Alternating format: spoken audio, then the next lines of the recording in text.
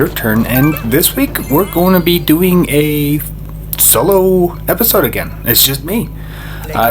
Basically, this last week of Ghost kind of haunting the Bahamas and Rusty just kind of keeping it easy, and basically it's just going to be me holding the front this week. So hold on tight. We're going to just go ahead and get into it.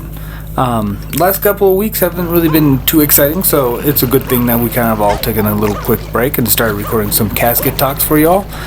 We are going to be doing more of that, so that way it's going to be more exciting and more interesting for you guys without just always getting the weekly updates that kind of get really old really quick. But I want to go ahead and say, we're gonna keep doing more of those. I'm actually been more excited about doing more casket talks, so here's hoping for some more in the future. But getting into it, since actually this last couple of weeks during our breaks, I actually started getting into Diablo IV. I finally updated a lot of the old archaic stuff in my computer, so it actually kind of runs stuff that wasn't just 64 emulators. So yay me. But no, I've been getting into the Diablo 4, been kind of digging into it quite a bit, chewing on it, and I will actually have a lot of my opinions on it kind of broken down in a lot more dedicated video much down the road. We're actually been doing some recording on that, so look forward to that. But for the most part, I've been enjoying it, but there's been a lot of reports that Diablo 4 is apparently really suffering, but just like suffering with a lot of players. It's almost like a dead game and all this. And for the most part, I think that's just full of bunk, like just on an objective level.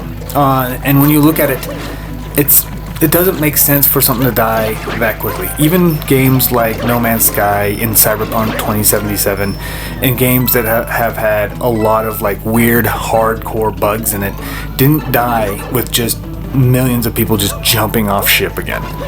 What I think is really happening is that there's a massive decline in player base that is noticeable. I'm not saying it's not non-existent, but I think more of it has to do with the people essentially more or less doing the stuff. Because right out the gate, like a lot of it, unless you're really hardcore into the grinding, most people, once they hit that max level and they kind of hit a good comfortable power level where everything feels like you just rolled over through everything, you just stop and kind of wait for the next patch. I don't think that they're leaving because they're so bored and they're moving on to stuff like Path of Exile 2 or anything else very similar. I actually think that they're just kind of just going back to whatever else they were playing beforehand, and they will come back on the next the next patch, next season, next big content update. I do think that's just not fundamentally how that works, but a lot of people seem to want to get that validated, and actually very reflective about it with a lot of the people who are like overhyping it on videos. When you actually kind of look at some of the videos out there and such, they're all just dooming and glooming, and those get the most views and all that. And even when you actually try to say some stuff like, hey, these patches, that these hot fixes actually fix a lot of stuff that actually feels very genuinely fun, a lot of people will just tear open that person. And I think that's it's just a cycle of trying to be a self-fulfilling prophecy of killing a franchise that you hate. So by calling it constantly dead and needing everybody to validate it being dead, it helps guarantee other people who are looking in and going, oh wow, this movie or this video game, for instance, this game, I don't want to get into it. I don't want to play it if it's just already dead. Where I don't think it does. I don't think it is dead. It's been reported that millions still play it, which, in comparison to like 14 million, if 4 million still play it, that's still a decently good system where if you update, those 4 million people will still talk about it like, oh, it has improved, it's gotten better. But a lot of people who just hate how it turned out for them, like they have a very particular set of how it's supposed to experience, they want everyone to basically justify it and validate their beliefs, which kind of is very progressive and leftism, like politic bullying style of arguments. And I think that's just bullcrap. Like, for instance, like the game has a lot of problems. I do think there's a lot of stuff that's going to get easily worked out. A lot of people are saying, oh, they're going to rush Diablo 5 and, kind of pretend that sweep this under the rug. I don't think that's going to be the case, because I think I've heard a lot more negativity from Diablo 3 that was justified, and it stood around for well over a decade before we decided getting a new game. So, and they already announced that they have multiple projects, multiple expansions in the works. They have already opened up a new position where you're literally just a director dedicated to the seasonal content, which means that they probably had somebody that was kind of multitasking and it wasn't working out, and they're like, all right, you know what, we need somebody who actually is focused on this, so you can focus on, for instance, the future content update or the future like expansion and stuff. So they just kind of made that, so we're not going to see something from that, like the fruits of that labor, until maybe season 3 if they've already filled it out, and quite guaranteed season 4. And going back to the whole season argument, I do believe that there's a lot of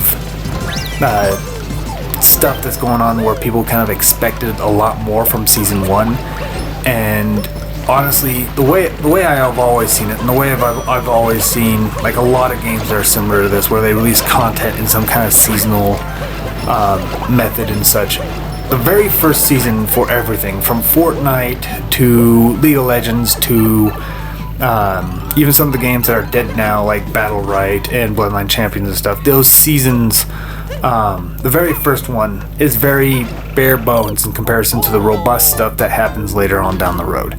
Yes, I am sure that, and I am aware that Blizzard is a very big company. They can, but when your game is literally just 2 months old, why would you add content that completely changes the dynamic immediately? It just seems to make absolutely no sense, and for the most part, it'd be just wasted content.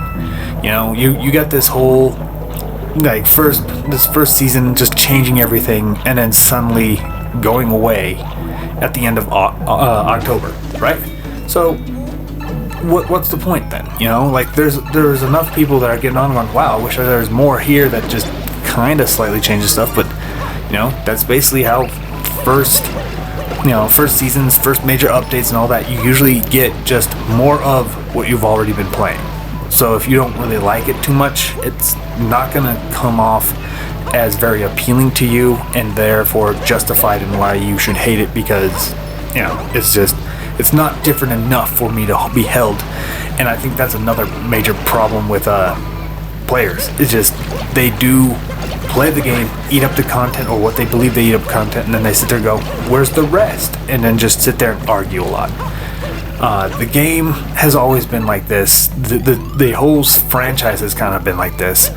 I am really curious to how future content comes up and the future seasons come up, but a lot of people keep saying that they're going to be, you know, it's just more money grabbing and stuff. Honestly, I have not been concerned about any of the shop. The shop, like I even browsed the shop, and it doesn't look that great. Like a lot of those outfits and stuff don't look great. The mounts don't look great.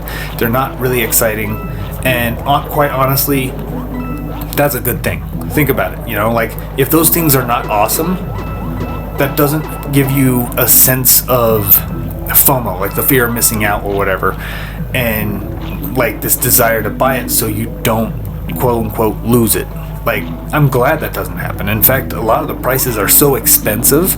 It's like $25 for a full set, and like, yeah, I'm not into that. Like, it's a stupid system.